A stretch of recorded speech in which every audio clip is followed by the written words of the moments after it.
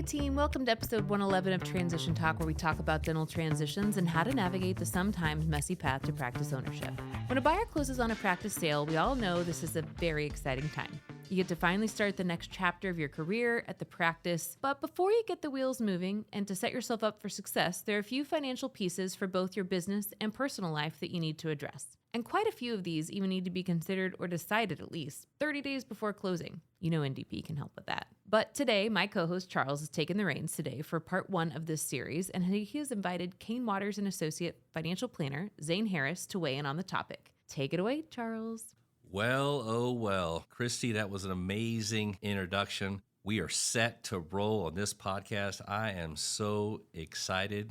Came up with this idea, even thought of our guest today, and we've had a little pre-huddle, and I am pumped. He is looking sharp. This is a veteran here at Cain Watters. I'm talking 9 years in the flesh, happy, married, driver, all the way from Gunter, Texas. Not only does he understand dentistry, the boy was bred to be here at Cain Watters, a CPA and a son of an endodontist. He's an Aggie, professional speaker. He runs his own freaking podcast here at Cain Watters, the internal podcast at Cain Watters that tells all of our employees and team members about the education of all different types of things, and from finances to investments to practice management. And it is entertaining. The only thing I don't like about this guy is, I'm not going to lie, he's really good on his podcast. I've never really told him, but I think I have an internal crush on his podcast because they're funny, they interact. We are lucky to have the one and only Zane Harris. Wow. I feel like I can retire now after that. I've reached the pinnacle of my career here at Cain Watters. Yeah. And, other times when I've introduced him just recently, he was speaking, literally, when I say professional speaker, he is polished as heck. He has spoken state meetings. He's spoken to the dentist on kind of our why you must own. So for our young listeners that have seen that speech, Zane has delivered that. He is actually kind of the front day, full day, 8-hour lecture on transition that we do here at Cain Watters internally. So this guy knows his business. Sometimes I'll introduce him as a badass himself. So when I thought about this subject today, really, if we kind of boil it down, it's kind of like the first 90 days of your life. What's most important, the first 30 days before you close, and probably the next 60 days after you close. What do you got to get right? And so that's what we're going to talk about today. But before we dive into that, Zane, tell me a little bit more about yourself. Give me a little 60-second personal clip that maybe our listeners would just be entertained with. Yeah, totally. So, just like you said, I feel like I was born to do this job. My parents have been clients of the firm for, 25, 30 years. They're now my clients. And so Crazy. I get the pleasure of, helping my parents towards and into retirement at this time. And so that's super exciting. I just got married last year. I feel like that's the big update for me. Life has never been better. I like to do these little trips that these speaking engagements take me to, and my wife always comes along with me. And so we're just very, very happy in our life right now. Well, and I've even thrown it out, like, as we need speakers, I was like, just tell Zane, we'll throw in the wifey ticket, and I guarantee he'll do it. Every time I throw it out there, you're like, yep, I'm in. I'll reply in like 1 minute. Okay, so I've got to tell you my little quick funny story. We will dive into this episode. So I recently rented from U-Haul. And the daughter told me that we're moving her out. We moved her out of Norman, bring her back to Dallas. And so I planned that we're going to move in the month of 31st. She gives me the, Dad, it's actually on the 30th. Well, considering I was in another state on the 30th, that's going to be very difficult. Not a big deal. Yeah. So I ended up catching an earlier flight / delayed. I got into Norman at 10:30 p.m. for the move. We get to the U-Haul, and now there's no office. It's just in the ghetto. It's like you have to go to this location. You have to have your phone on and ping it. And then you have to go to this, this like little lockbox. And you have to do, it's like 19 different steps to figure this out. And 1 a.m. later, we finally got the lockbox open with the help desk of U-Haul. We ended up getting her all moved that next morning because, I've got work to do pretty much on Friday. And then same thing, the same lockbox technology. But I think technology is amazing, But it's only when it works.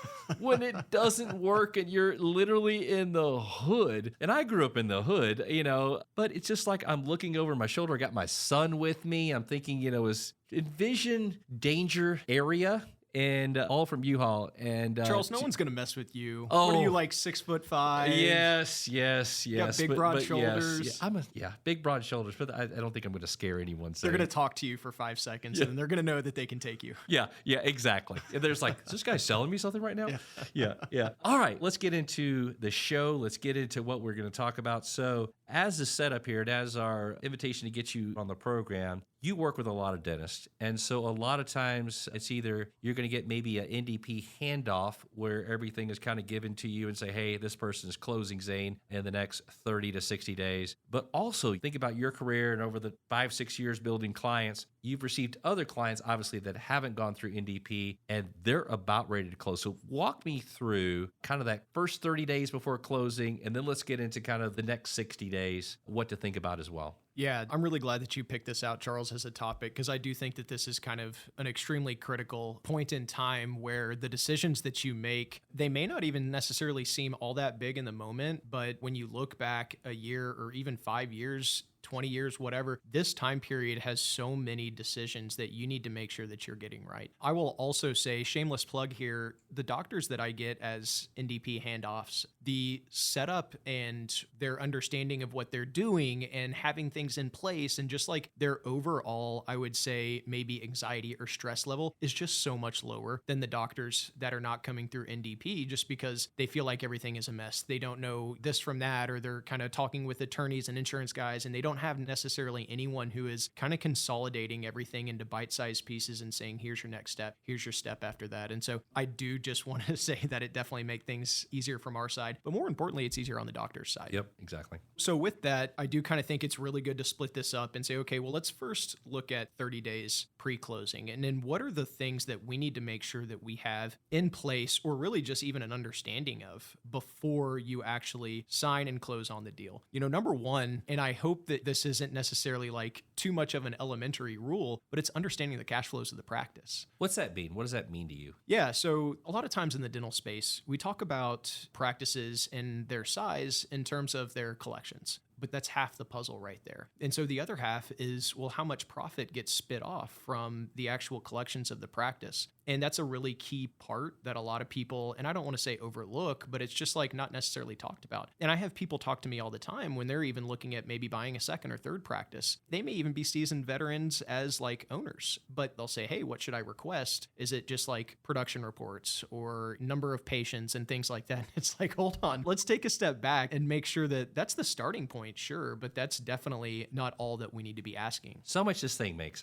So let's go through a couple of examples. So let's say it makes 200,000, or let's say it makes 600,000. What kind of triggers are you thinking about in your head? Like, okay, that leads me to the following. Yeah, great question. So number one, I would say taxes. Taxes are absolutely the first part to this. So it's understanding, okay, well, is there a spouse in the picture? Does the spouse have income? How does that play into this? When we're looking at that sort of cash flow, what are we thinking about from just like a liquidity standpoint? What are we thinking about from a standpoint of like how much savings that we need, whether personal or corporate, or what we need to do with accounts receivable and insurances? And it just plays ultimately into so much of the picture. But to me, the big part is understanding this is the amount of income that you make from the practice. Here's the amount of income that your basic needs are. And, right. And what's the difference here? And to me, understanding that difference tells you, well, how tight is this deal going to be? And if it's tight, that's okay. We just need to figure out and prioritize when expenses happen. But if it's going to be looser than that, then what sort of flexibility do we have on setting up,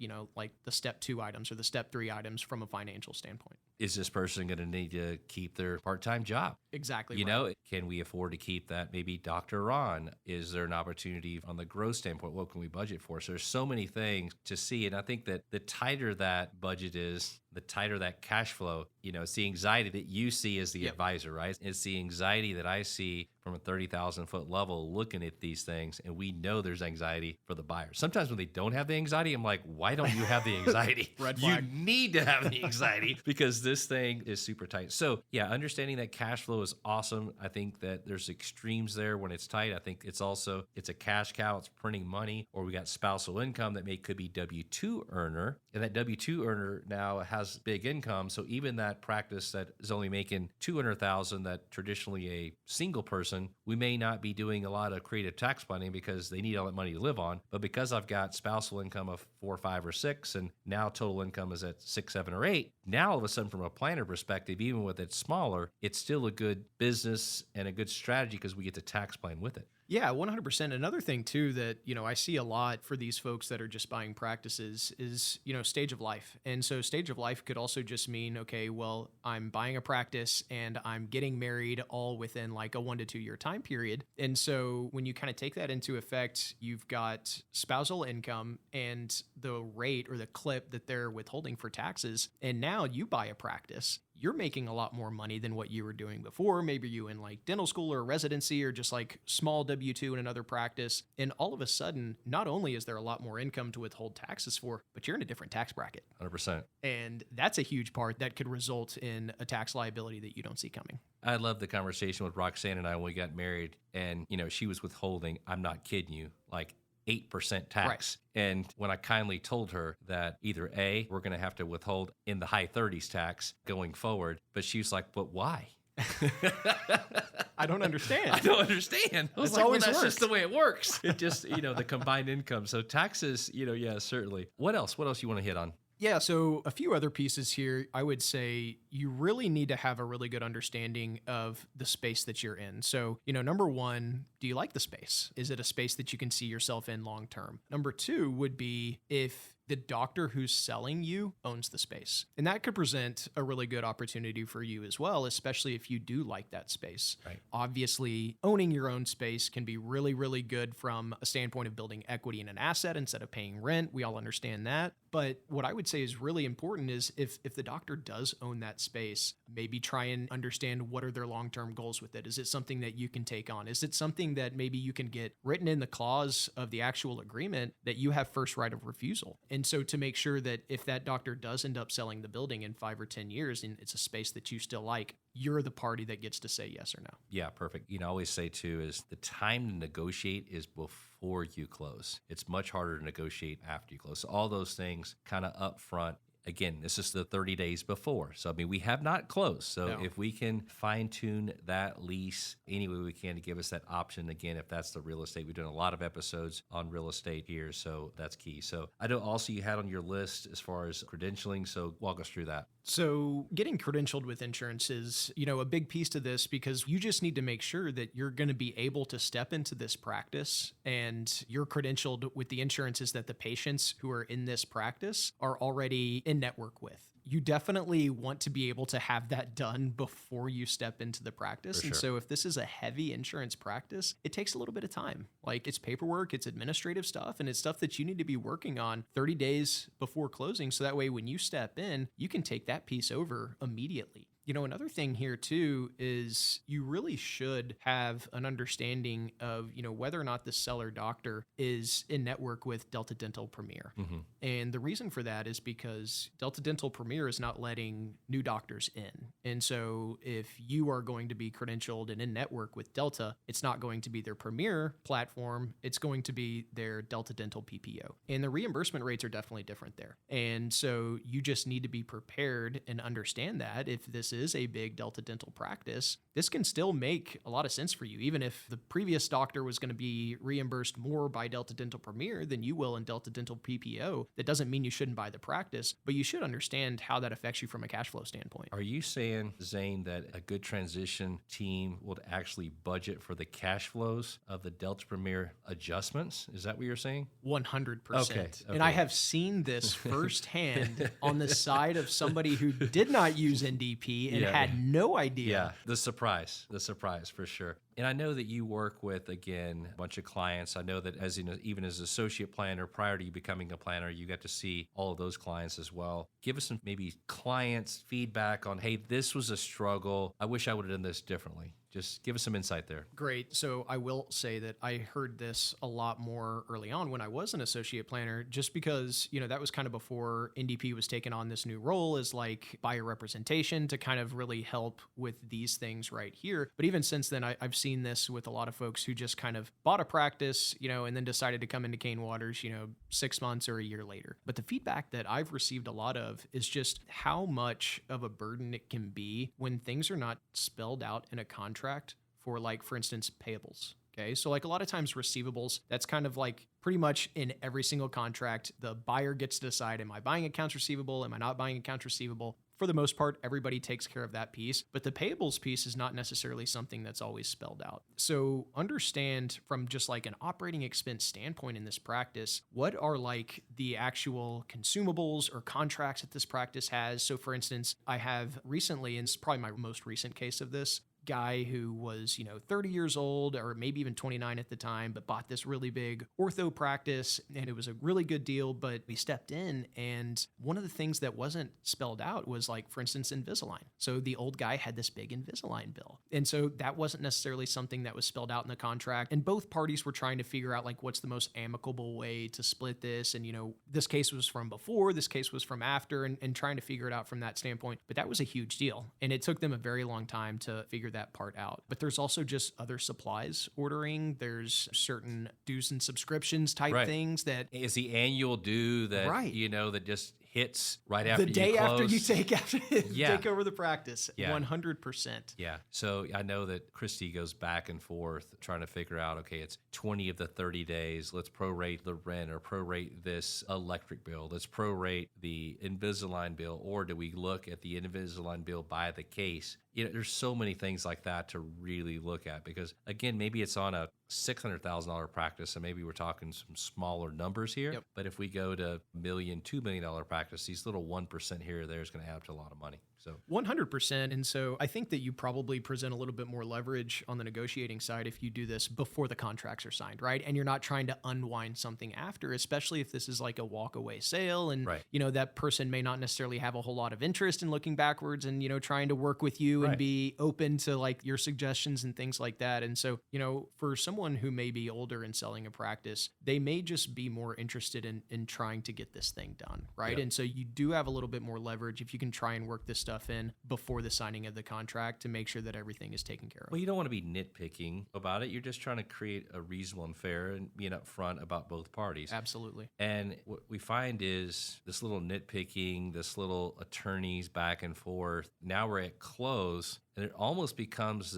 a little bit of sour taste that we now have. When we started off the relationship between the buyer and seller, it was amazing. Yep. But this slight little nitpicking because there wasn't a detailed plan on maybe some of the closing details, something like that, and all of a sudden now we're closed, and the senior doctor's just not quite as excited about it. That's not what you want. You want this senior doctor to be just elated with the transition and that to come across to the team and that to come across most certainly to the patients that basically is a young buyer you purchased. 100%. And I think you can leverage your personality in this as well, because so much of communication is not necessarily what you say, but how you say it. And so making sure that you're meeting face to face with the doctor, you can massage tone with the doctor whenever you have these conversations and say, hey, here's what I've been warned about. Here's the things that we're just trying to make sure that we cover. Let's both of us together kind of come up with something that makes sense for both of us and just bring it to the doctor like that and to try and keep that relationship in really good standing. Yeah, no doubt. Certainly it's effective with email and text. But at the same time, when you start to see this thing getting a little sideways, I love it, Zane. Get in front. Like, I don't know what these guys are doing behind the scenes. It's my attorney, your attorney. I don't know. But let's make sure that we keep this thing on track. Let's make sure we tell them what we both want.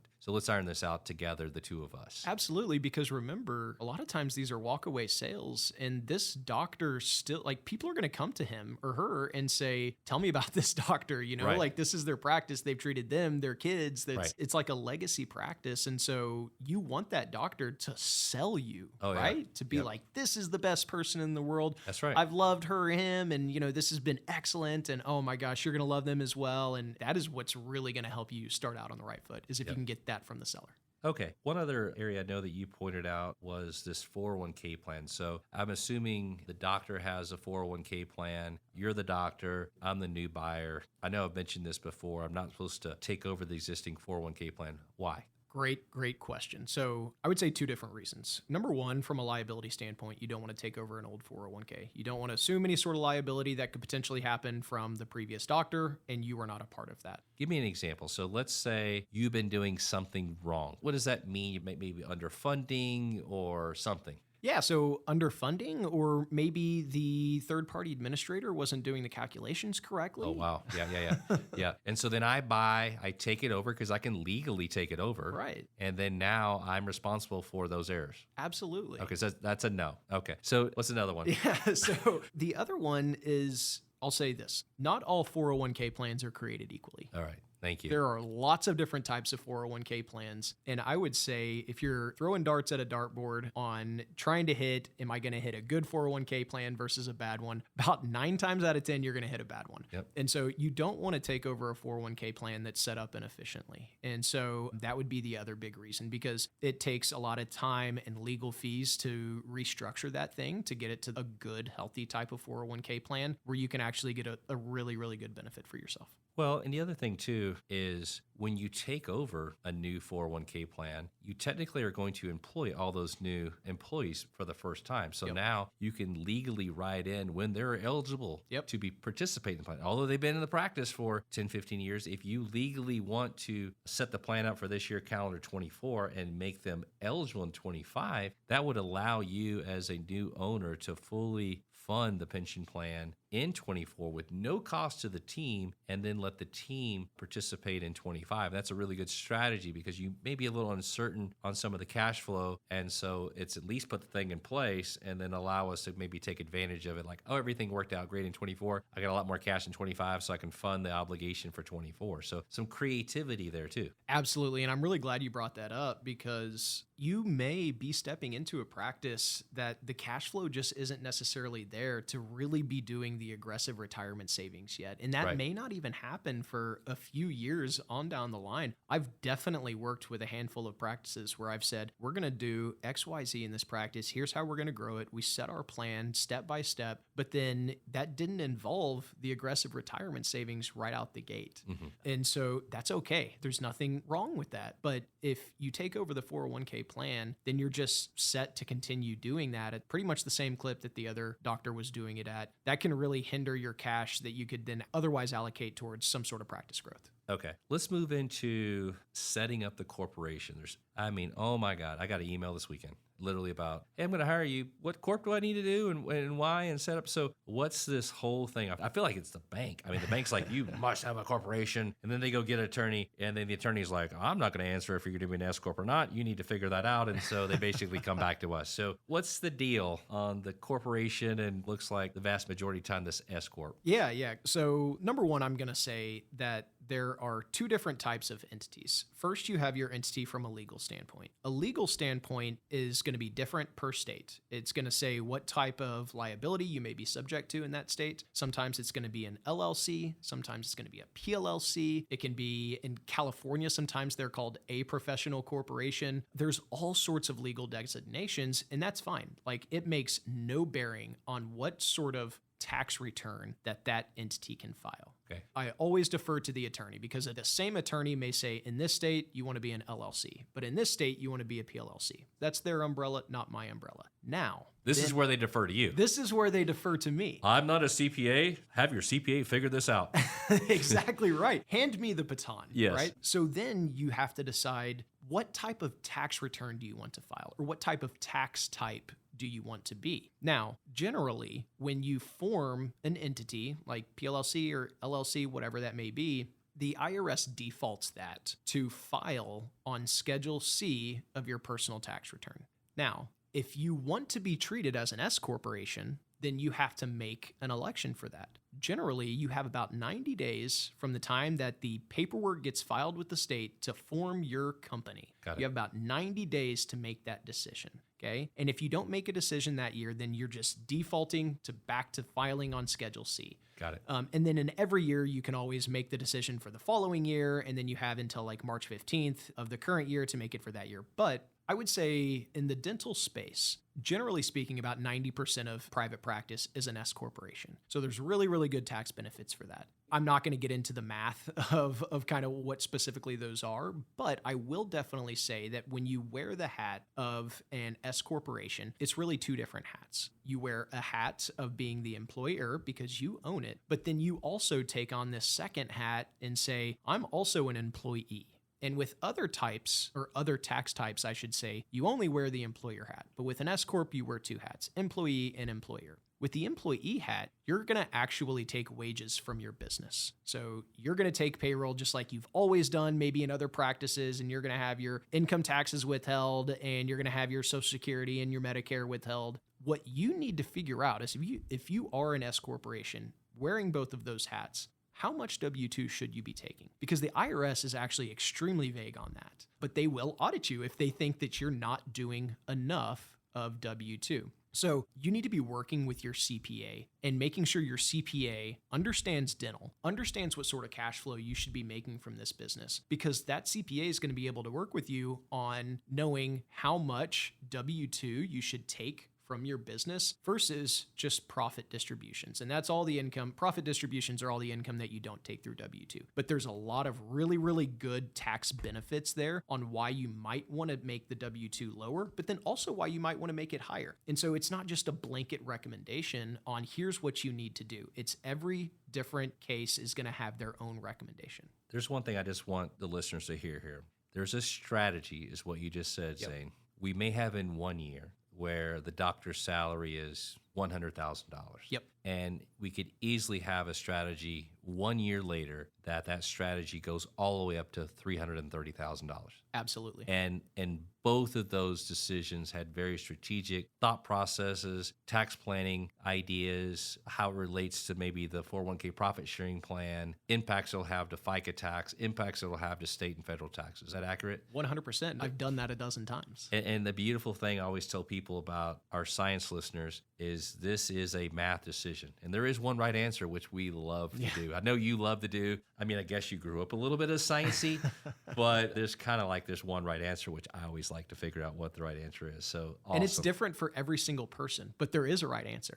Yeah, no, I agree. And that changes based on your income. Right. Could be changed based on spouses. Like maybe you're single now, maybe we got spousal income. So it could change. Maybe I bought the building at the same time and, now we're not making as much money. So there's a lot of different creativity and thought processes based on that cash flow as it relates to the S Corp. Is that right? That's exactly right. And I will take it a step further and say, make sure that the CPA doesn't just do that. I'll say the biggest feedback I get is I am not getting any help from my CPA on how much I should be paying myself. Yep. I have no idea. My CPA is not telling me. I heard from someone else that it should be lower, but this other guy over here told me it should be higher. That's why your CPA needs to know dental. Yep. And I will say, again, it's not just tooting the NDP horn, the Cain Waters horn today, but I will say that where I trained from on the Cain Waters side is where developed that same training model and brand at the NDP side is just to educate the buyer, educate the new owner with the why. So if you tell me, if your CPA tells you, $100,000, you should be challenging them. Why not 90?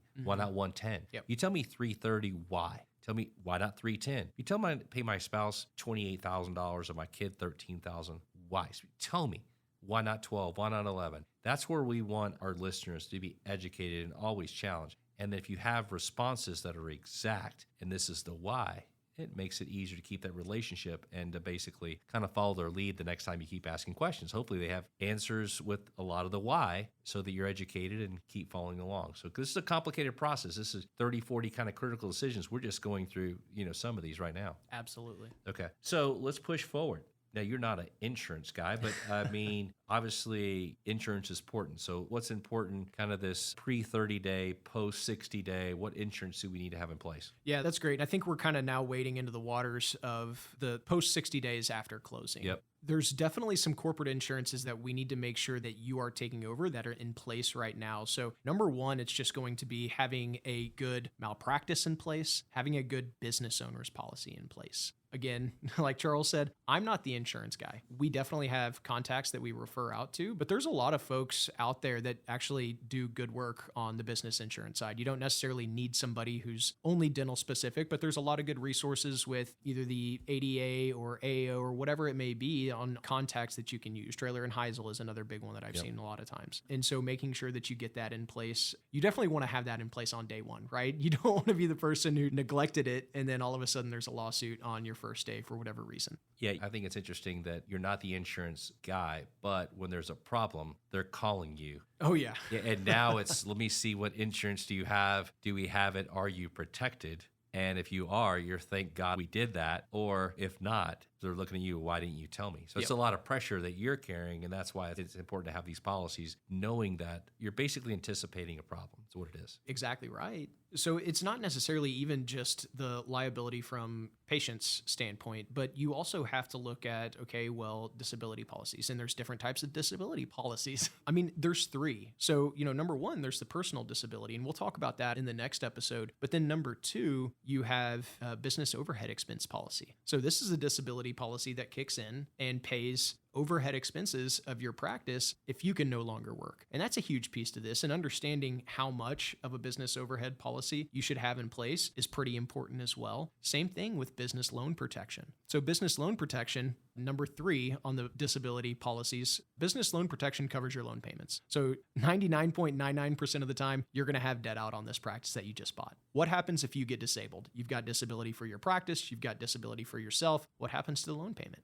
This is where the BLP policy comes in. Sometimes these can be structured as riders on the business overhead expense policies as well. But that's definitely something I get in place for all of my new buyers. Zane, for a guy who says not really into insurance, you sound like you know a lot about insurance. I dabble. What else? Let's think about from an accounting perspective now. I'm pretty sure you work with accounting. What's that word mean? Yeah. So this is where the debits and the credits, of the business, and then there's that payroll thing. So set me up. You've seen good accounting, bad accounting. What would you tell our new dental listener, like absolutely critical path? Please, please, please set your accounting up this way, and this is the why behind it. Yeah. So, I mean, I would say, how about treatment plan for somebody that you haven't done an x-ray on? Because that's what I equate this to. If you do not have good accounting, then I have no idea what your numbers are. I have no idea what your strengths are, what your weaknesses are. I have no idea how to strategize with you, how to talk through what the next move in the practice would be. Should we focus on top line, bottom line? Is it both? Any of that stuff. If I don't have good numbers, then there's nothing for me to work with. Help me understand when you say good numbers. So give me maybe a more detailed example of maybe bad chart of accounts versus maybe some good chart of accounts. Like give me a couple of examples. Well, I would say, number one, let's say you've looked at the profit and loss of the seller and it's something that maybe you passed on to NDP or whoever, you're working with for this. It probably lists collections at the top and then in alphabetical order, every single expense that the practice incurs, followed by net income. Yep. That sort of profit and loss tells you absolutely nothing about what you have. Okay, got it. So when you look at the $1 million practice and A to Z, and it just says at the bottom $100,000, are you saying that it doesn't have a 90% overhead?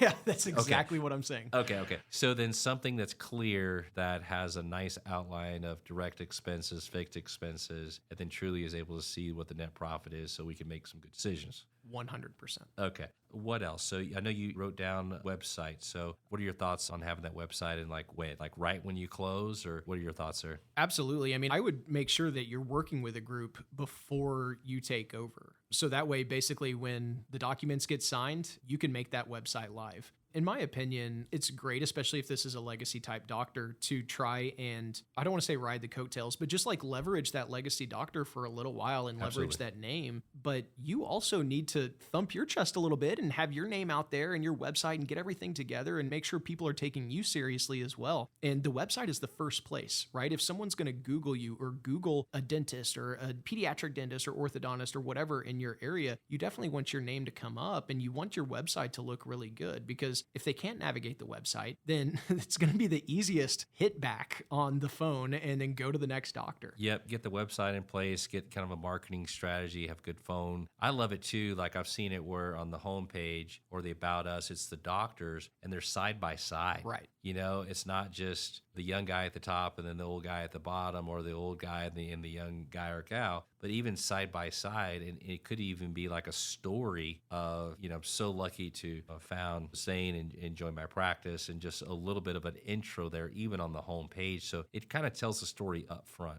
Absolutely. You want your own thing, but have that other doctor on there. Put it on the front page. You can have a note from the seller doctor on your page about, you know, what's happening. So that way when people visit, they say, oh, okay, well, this person is taking over that doctor. There's a picture of both of them together right there. And it kind of answers a lot of their questions up front, but then gives them that comfort of, you know, this is somebody that the seller doctor who I trust has chosen to take over this practice. That is awesome. This has gone so well. Zane, I know that you've already secretly let the cat out of the bag. Would you do another episode with me, please? We've got more to talk about. We need to go into this next 60 days after closing, and we also need to talk about some of the personal planning decisions that we got to make. So you hang around with me? I'll think about it. Okay. Thank you, team. We will be right back with another episode. All right, team, that was a great listen. Don't forget, this is part 1 of a series, so tune in to part 2. That's all we have for today. Thanks for joining us on episode 111 of Transition Talk. As always, make sure to share the transition love with those who may not know of us yet. And of course, subscribe wherever you listen to your podcast. Until next time.